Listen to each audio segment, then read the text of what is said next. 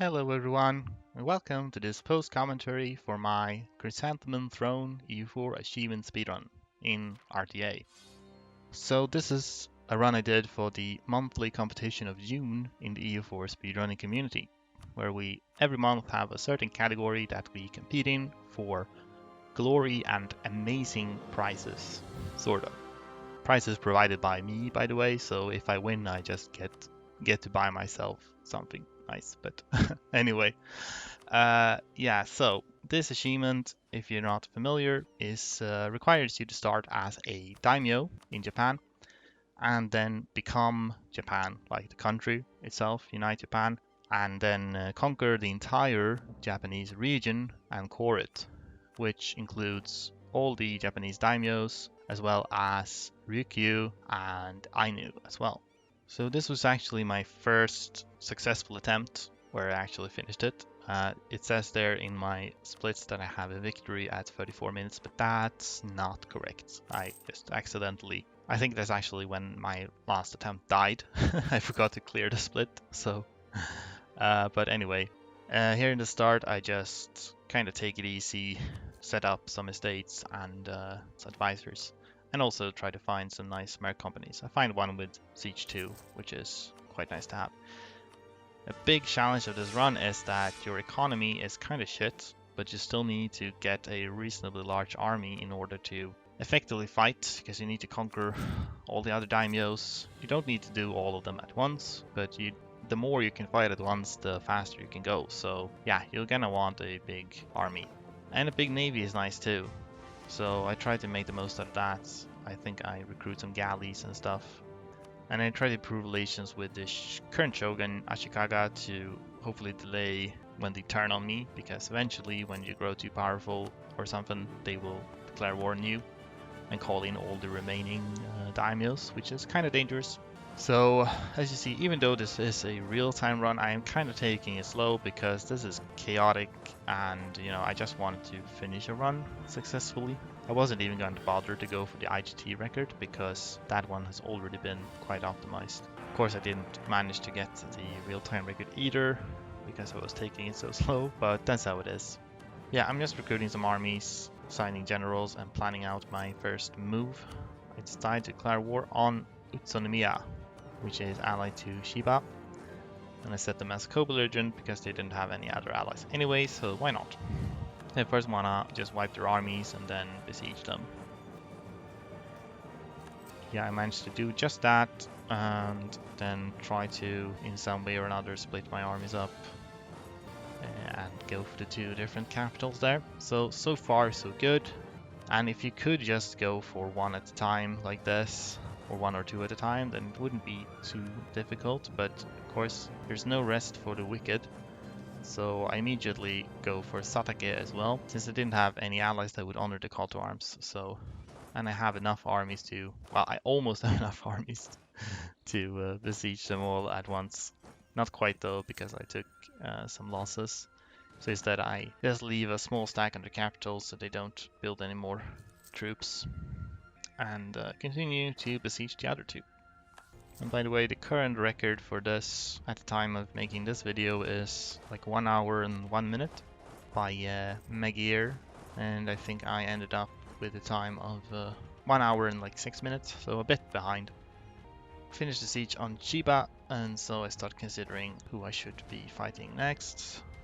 And really, if you're gonna do this more efficiently in RTA, you should really take the time to, whenever you're like just waiting for sieges or something, you should start looking around for the other daimyos to see what allies they have and see who is most feasible to attack next. I also turn on war taxes because I realized I hadn't done that. While having extra military power could certainly be nice, I figured that it's better that I play safe with my economy because bankruptcy is a very real threat. Attack Ando now because they also didn't have allies, I think, and also because Ando, if you take over Ando, you have a border with Ainu, which is good because you need to fabricate a claim on them. You actually have free CBs on all the daimyos, but anyone outside of Japan you actually need to fabricate on, which is then Ainu and Ryukyu later. So peace out Chiba and Utsunomiya separately because I wanna I wanna get money from both of them. But of course I screwed up and I forgot to actually annex Utsunomiya. I only took money from them, which is a bit of a whoopsie, but it's not a huge problem. I'll probably have a chance to attack them later anyway. So yeah, the downside of annexing or taking separate piece rather than just annexing everyone in the main piece still is that you get a little bit more aggressive expansion. But that's not a big problem because coalitions in Japan are kind of scuffed, so they usually aren't really a threat at all, which we'll see examples of later. But piecing them out separately means you can take money from everyone, and that's good stuff. Also gather up my fleet with my new galleys that I built. Ideally, you would like to, of course, keep blockades on every siege you have, but there might come times later when my enemies just have a bit too many fleets that I need to keep mine gathered up to not get wrecked. But right now I managed to split them off so I can blockade both of the port forts that I occupy. Now I'm considering attacking the other Shiba, the one with a S instead of a Z. And end up co-belligerenting Tokugawa because their ally Hatakeyama wouldn't honor them anyway. So now I have 2 more enemies. So it's kind of hectic. Can't really finish one war before I start next. As long as I have any troops to spare for more occupations, then I really should make sure to start more wars. Even though it can get a bit dangerous, you need to strike a balance. If you go too far, then things will get out of hand. By the way, I haven't explained why I'm playing as Uesugi specifically. I think that the 2 most popular choices so far for speedrunning this is either Uesugi or Hosokawa, because Hosokawa is one of the 2 daimyos with 4 provinces, starting provinces. They might have the highest development actually, and they also have a lot of coast. Yeah, they're basically kind of powerful. However, I think their starting position is a bit more precarious. I've tried a few times as them before, but it didn't work out super well, and that might just be because I made mistakes, but overall I think Uesugi has proven to be a bit easier. You can take your time conquering the north first and then working your way southwards. At least in RTA, Uesugi might be easier, but the IGT record currently is held with Hosokawa. I got a Lady Regency. As you saw earlier there, I made sure to reduce my war exhaustion before I started coring, because a big bottleneck here, especially when you do this IGT, is admin power. Not as much when you do RTA, because you can just leave the game running and wait for admin power. But I made a mistake in that I did not set my national focus to administrative in the beginning, which is something I definitely should have. So I kind of was running low on admin power later, and I only later realized that I hadn't set my focus, but by that time I had already wasted a lot. Trying to hold some sieges, but it's a good idea to not let your enemies just run rampant in your land, because it's gonna delay your course, and it's gonna drive up your war exhaustion and all those kinds of things. But yeah, Tokugawa is down for the count. However, they are not willing to get annexed yet because Shiba is still doing quite alright. So I need to kind of go up there and spank them a bit. Generally, the best thing to do if you have the troops for it is to smash your enemy's armies first and then just go and besiege them. But it's not always that easy to do. We've started besieging this back, so I hope that I'll be able to piece out Tokugawa soon, but not quite yet. So I was considering if I could piece out them all together, but that didn't work either. But now Tokugawa is willing to sign their separate peace, so they're gone. Although their troops are not, because of course if you don't wipe their troops before annexing them, then their armies become separatists, which you have to deal with. That's another reason you might as well wipe their armies every time. So now I decide to do some co-belligerents here, so I declare war on Nanbu, yeah. Nanbu, Hatakeyama, and Imagawa, I think. Since I had already finished all the other wars, I might as well start a war against 3 other people. And it's kinda, sometimes these rebels work out in your favor, because as you can see down there, those separatist rebels from Shiba actually got into a fight with Nanbu or Hatakeyama or whoever. So you just let your enemies fight each other. That's a win-win for you. I also ended up recruiting another merc stack, I think a free company there in Rikusen, because now that I've conquered and cored a bit more, my economy is a bit stronger. So I figured that I can probably afford to get some more troops. So that's probably something it's worth doing. You know, take it a bit slow in the beginning. Then when you have a bit more land, you can probably afford to recruit some more armies. So I just decided to gather up as much as my forces as possible to try to wipe out my armies. Or the enemy armies. But Takayama escaped, and I'm a bit disappointed about that. But I want to, of course, make sure that these sieges continue. Then I send the rest of my armies down to just make sure to wipe them out. One thing I really waste a lot of time on here is just, you know, managing my armies. I could have been faster about like splitting armies off and sending them in different directions, but I got a bit befuddled by the mercs since you can't easily merge and split them and such, which is still something I'm a little bit annoyed about when it comes to the new mercs after they reworked them in 1.30. Of course, some of these enemies have big forts. Most of them only have level 3 capital forts, but Takayama, for example, has a additional fort building on their capital, so I actually need 9k troops to besiege that, which is another problem. You know, if everyone only had level 3 forts, then it would be a lot easier to fight more of them at once, but when you need to tie up this many troops just for one single siege, then, you know, that gets a bit tough. Fortunately, there's only a handful of the daimyos that actually have level 3 forts, and I think one of them has a level 2 fort.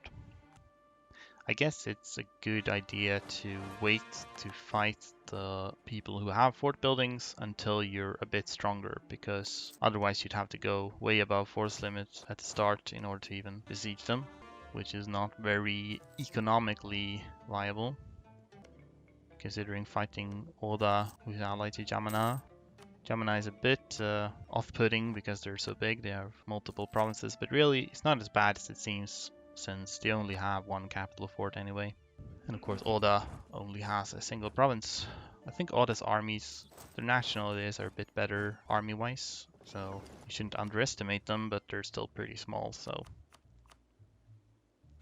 Of course here I almost piece out Nambu, but I realized they're actually a war leader, and I prefer to piece out the others separately if possible. So here I can piece out Imagawa. So I consider co-belligerenting Yamana, but they have too many allies. And I actually checked that before. I was wondering if Yamana was too big to annex unless you co-belligerent them, but they're actually just about small enough that you can full annex them, even if they're not a direct target. So here I decide to, I really want to make sure that I manage to wipe all these armies. Like I said, I don't want to underestimate them, even though they're small. So I briefly send over my siege stack from Takayama's capital, just to make sure that I get them. Here we see people start joining coalitions against me, which, like I said, isn't actually a huge problem. We'll see that shortly, I think. Peace out, Takayama. And then, since all of Nambu's allies are gone, I can take peace with them also. My war exhaustion isn't that high, but I also don't have any admin left, basically. So I need to wait for that to go up before I can core anything else. Also, one way to make your economy a bit more long-lasting is to periodically repay your loans and take out new ones, because initially your loan size is very small, but the larger you get, the larger loans you can take. So it's more, you make better use of them that way. At this point I noticed that Yamana is being attacked by somebody else, so I won't be able to fully occupy them. So instead I started looking for other targets in the meantime. And I find these guys, Ogasawara. I also realized that I had a big enough spy network on Ainu to get a claim on them. I can't attack Ainu until I'm independent though, so that's just a setup for later.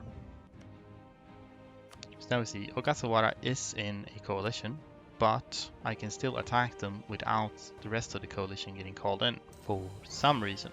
Like I said, coalitions are just a bit scuffed in Japan. However, strangely enough, if you co-belligerent someone who is in a coalition, then the coalition actually does get called in, so you need to be careful about co-belligerents. So I decided to declare war on Kitapapa, the ones that are allied to Amago, since Amago and Kitabatake, damn it, I don't know. They are also at war with Yamana at the moment. So I figured I might as well attack them so that I can take their sieges from Yamana later and finish both of those wars. Got some extra Diplo power from an event. Diplo power is not as important as admin, of course, but it is useful for lowering war exhaustion, since war exhaustion increases coring cost. So indirectly it helps your admin power as well. So here we see an example of where if I co-belligerent Tsutsui, who is a member of the coalition, then the entire coalition would have get called in. So I avoid doing that and just use them as a regular ally instead. And really co-belligerenting people doesn't really matter very much. I mean, it makes cheaper to demand their stuff in war, I guess. Might preserve some Diplo power, that might be essentially the only advantage really. So now I'm trying to consider, I really want to wipe their armies before they occupy too much. So I just leave one on the siege. Oh, here's a free stability, which is quite nice. You get that event most of the time. You usually don't have the admin power to spend on actually raising your stability manually, so any kind of event or other thing that gives you free stability is very good. But anyway, yeah, now that I got the fort there in Amago, I was able to finally attack their armies there in Yamana, so I can take that province. Because the fort in Amago was previously blocking them, or blocking my movement rather. But they're still being stubborn. Don't want to peace out, so what can you do? Just gonna have to wait until they stop being stubborn. Amago is still not willing, because they are assholes in my opinion. Finally I decide that I can't be bothered to peace them out separately, and I just take a full peace with a war leader and annex both of them. I need to peace out Yamana first, since Oda isn't the war leader. So I get myself some nice juicy money, and then after that it is Oda's time. Here you can see sometimes you can concentrate development to lower your coring costs, but not always. And that's all they're gone. Here we have another mission that gives you a free stability. I don't remember what the requirements are, but obviously that's very nice. Higher stability means, among other things, you can take out more loans, so that lets your economy run a bit longer. There's a lot of things to keep track of here and a lot of randomness, that changes between runs. Here they are running away very far, and I realized that they're probably heading for that one province they occupied in the north, which I thought the separatists would take, but they apparently never did. So now we get to a bit of an awkward region here in the south, because there are several islands and straits, and if you don't have naval superiority you might get blocked off and you won't be able to do anything. So that's something I wanted to be sort of careful about. I don't want to get blocked off on the wrong side of the strait. And I have some troops to spare, so I decided to declare another war. And here also Utsunomiya got called in as an ally, so now I have a chance to annex them properly, which I forgot to do last time.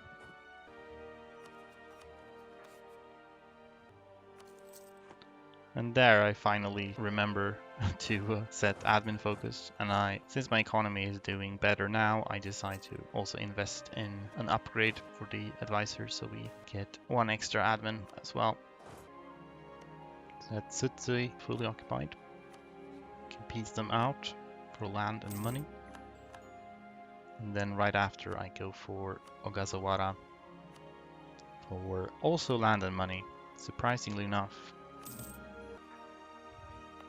I have a lot of things to core now. I'm starting to get worried that maybe my overextension is gonna cause trouble. But what can you do? So I decide that, I just wanna make sure they don't run crazy down there. So I just leave one unit on the siege of Utsunomiya, and I run the rest of them down to hopefully catch these guys out. And since they're being annoying and running away, I try to send down my fleet to cut them off if they try to cross any straits. I'm actually quite fortunate that I managed to catch only one of their armies, but not the other, so I get to fight them separately. And my fleet is here to block off their escape, so that works out quite nicely for me. That's a kind of a nasty event, but I would rather not lose stability. So here we see some loan management. You have a limited number of loans, but it doesn't really matter the loan size, so now that I am able to take out larger loans, I take out larger loans to repay the smaller loans. So that effectively leaves me with more money to work with. I think I do that a few times throughout the run. Now finally I decide that these rebels have been running around up there for long enough, so I have a bit of a moment here, so I just quickly go up and can go and wipe them out.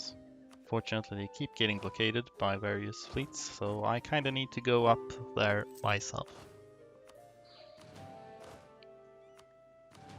There's another thing about mercs. You can attach them to your other armies in order to make sure that they arrive places at the same time, but then you need to remember to detach them again if you want to move them somewhere else, and that's a bit annoying. And now you see my timer is turning red because I'm past the split I have, which again is not actually a previous PB, it's just the point of my previous attempt where the run failed. Now I don't have a lot of choices here because you can only get the Sengoku CB on countries that you border directly. And right now the only countries I border directly are Ishiki and Ochi. So I just kind of have to go for them right now. But fortunately I just finished off the other war, so I got some time to do that. I would have preferred probably to go for like Hosokawa and Kono there on the smaller island in order to like secure the straits and such, but didn't really have that option. So Ochi is one of the countries that have forts. They fortunately don't have a fort building on their capital, but rather on a different province. So you have, instead of a level 3 fort, you have one level 1 and one level 2 fort, which honestly is a bit easier to deal with. You can be a bit more flexible with your units.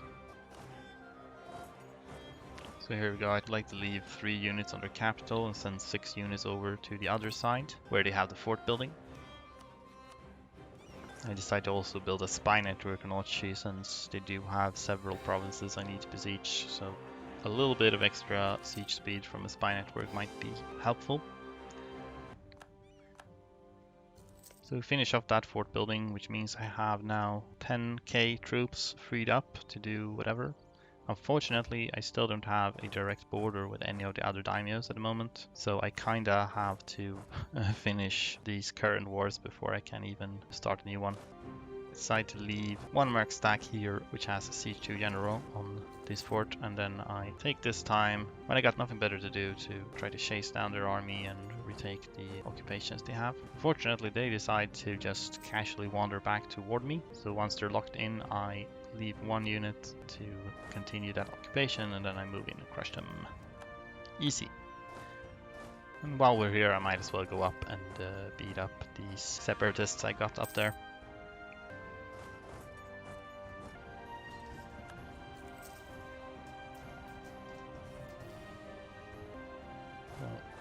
Ishiki is finished, but Jamana is not.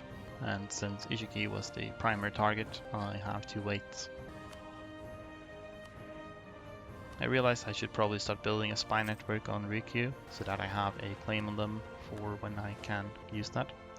And I get some more separatist rebels, which is actually fairly well timed since I still have troops in the area and I don't really have anything else for them to do at the moment. But now that I've finished my sieges in Ochi, I can piece them out, and then also Ishiki afterwards once my diplomat comes back.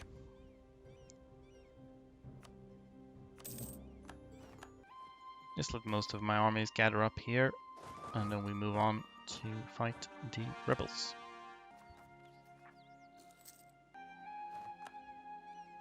So now the rebels are killed, and I just decide to leave one unit up there who can finish off those occupations to take back the rebel stuff. And then I'm considering who my next target should be. And Shawnee seems like a good one to start with, since they're allied to Seoul, which is the like tiny island daimyo over there. And I figured it's good to go with them now, since seeing as they are on an island, I really need my navy. Really need naval superiority to even reach them. So it's better to not start too many wars before then, so I don't have as many enemy navies to contend with. So we send one stack over to the island to occupy Seoul, and the others can work on Shawnee. Rather than start another war, I decided I'm again gonna play it a bit more safe and make sure that I wipe out Shawnee's army up there. But I don't need that many troops, so I send a merc stack back to make sure to finish the siege. I actually think I meant to leave that merc stack in Shawnee's capital to begin with, but because of the whole attachment mechanic, which I forgot about, I accidentally let them come with me to the north. Here I noticed that Kono and Himasu has armies up in the north of my country, so I figured that I might as well leave an army up there while I declare on them, so that I can catch their armies out. I don't even know why they're up in the north of my country right now, but they are. So now I'm gonna need my fleet to, since Kono is on the island, Shikoku, gonna need my fleet to secure the straits so I can get over there. I managed to catch out their army, and did I wipe them? No, they got some reinforcements. But they don't flee far, and now they are wiped. So I wanna try to get some troops down on the ground on each of the enemy provinces so they don't start rebuilding or anything. There's like, all daimyos will be displeased, and I'm like, well, I'm pretty sure they are quite displeased already. However, I'm almost at max prestige, so I might as well go with the other option. Alright, so time to declare on Himasu. So I was done with the siege in Seoul on the island, so I need to quickly assemble my fleets again in order to pick up these troops and ferry them back to the mainland. Get peace with Seoul first. So we attack Osakawa, which also brings in Shimazu. And again, I decide to, rather than beginning the sieges immediately, I'll just send up some armies to deal with their troops. I get myself a nice mission there. Tax modifier, inflation reduction. It's all good. And I realized I'd saved up a lot of admin power, so I could core quite a lot of things. Johnny is down, so goodbye to them. Thanks for your participation. Gonna wipe Yamasu's armies, and then probably go up and wipe Hosokawa as well. Now I noticed that I think it's Ito, who was also at war with Shimasu. I was hoping to get finished here so I could steal the siege from them. But I was just a little bit too late, so they managed to occupy Shimasu and actually annex them. So Shimasu is no more. But that's fine. That just means I have one fort fewer to take. So that's a really nice event. I can basically choose between money and stability. And I choose stability because stability is also money in the form of more loans. I am now at war with every remaining daimyo. So I just need to finish this up and then turn on Ashikaga. I don't start building a Spanish route on Korea because Ryukyu is a tributary of Ming. So if I attack them, then Ming would join the war, and that would be extremely annoying. It would be very annoying to piece them out. So instead my plan is to attack Korea, who is also a tributary of Ming, and then once Ming joins that war, I also declare war on Ryukyu, so Ming can't join that. However, I still figure that I'll probably need a big navy to be able to deal with the fleets of Korea and Ming and possibly Ryukyu as well. So start building a bunch of new galleys.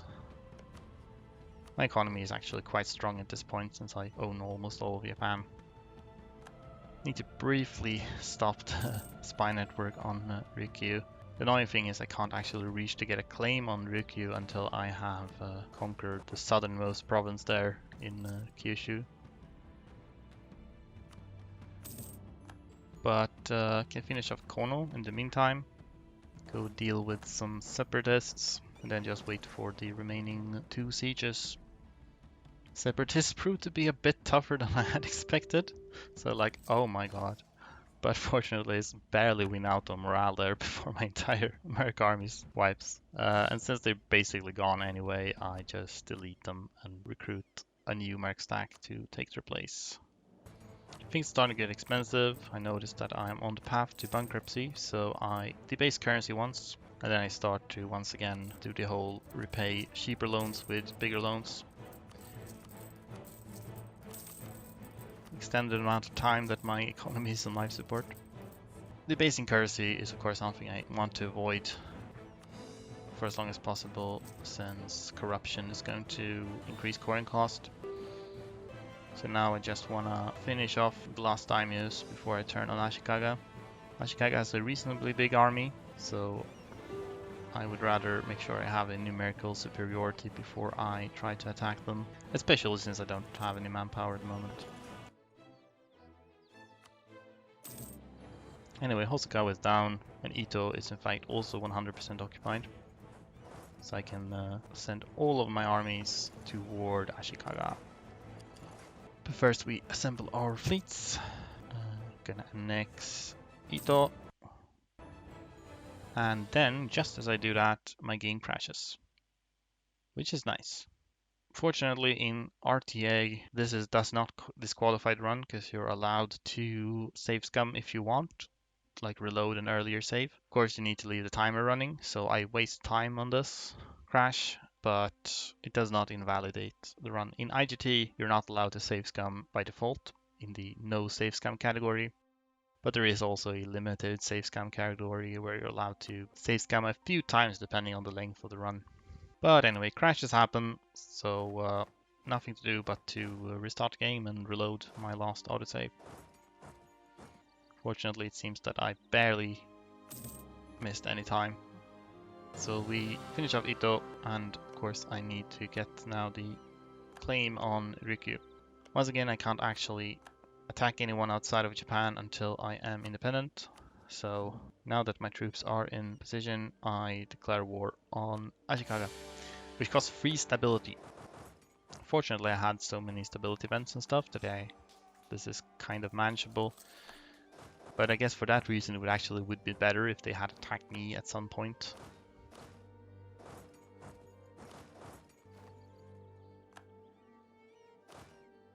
So there's just 1 fort and 1 other province.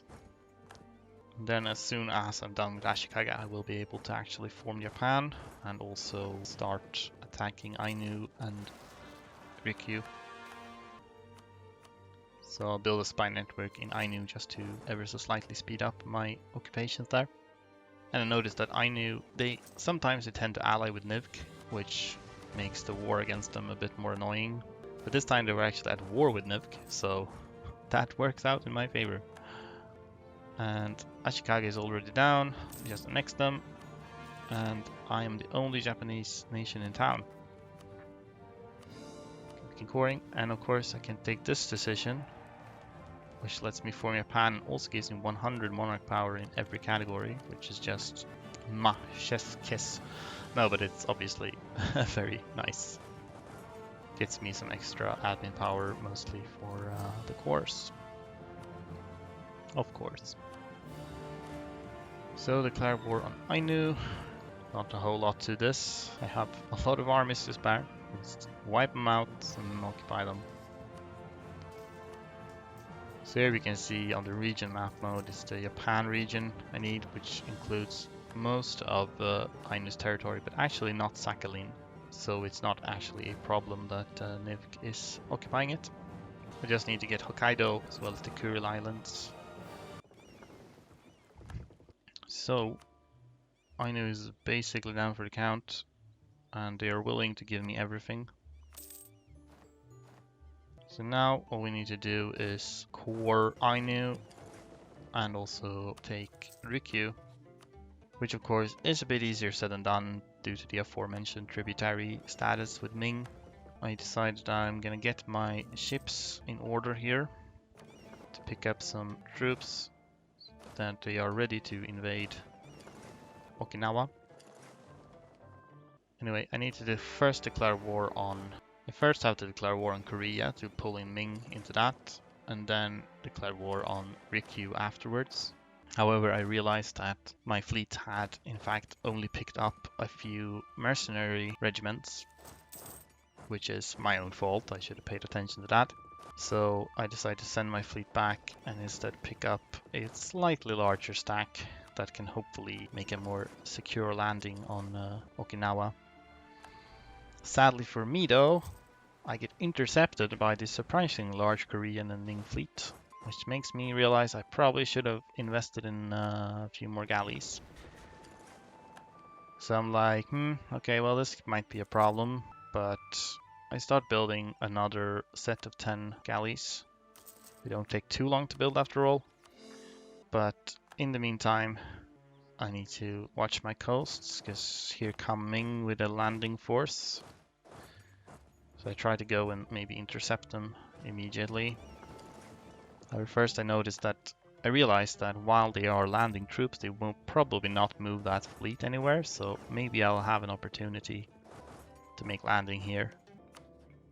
I have automatic military access to Okinawa now that I am at war with Ming. That means I can start moving toward them before I declare war, and you move faster. You make faster naval landings against neutral territory than hostile. So the further I move before declaring the war, the faster I can make the landing, I think.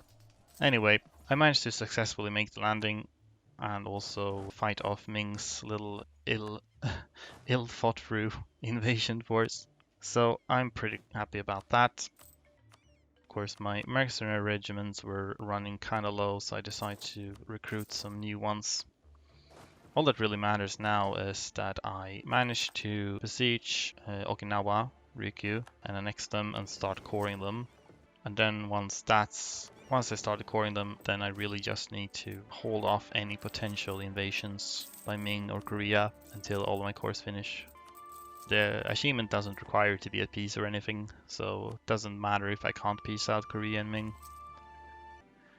Now I remember that I can naval barrage. I was considering also assaulting, which could have sped things up, but I decided against it because it would be a bit more risky if I failed the assault. I would probably not be able to send any more troops, since now the other fleets are back and my fleet is just not up to standard at the moment. So again, to spare my economy, I realized that I don't need my advisors anymore. I have enough admin power to start coring this final little province. Yeah, so now I have every province I need, so now it's just a matter of waiting for the last couple of cores to finish.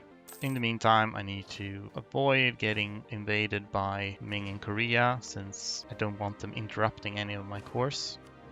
And also avoid bankruptcy, of course.